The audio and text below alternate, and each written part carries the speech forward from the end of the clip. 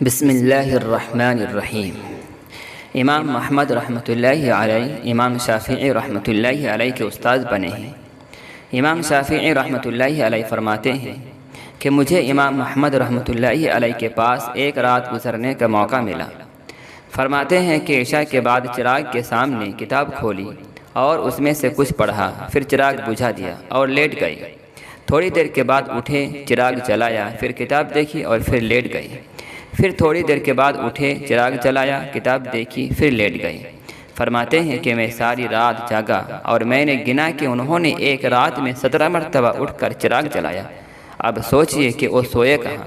دراصل وہ چراغ بجھاتے اس لیے تھے کہ فالتو تیل نہ جلے اور اسراف یعنی فضول خرچی نہ ہو جائے۔ پھر وہ جب لیٹتے تھے تو نیند نہیں ہوتی تھی، بلکہ وہ غور و خوض اور تدبر و تفکر کیا کرتے تھے۔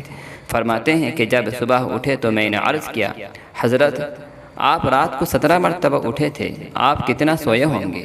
تو امام محمد رحمۃ اللہ علیہ نے جواب دیا کہ میں رات میں سویا نہیں، بلکہ میں نے 1000 مسائل کے جواب تلاش کر لیے ہیں۔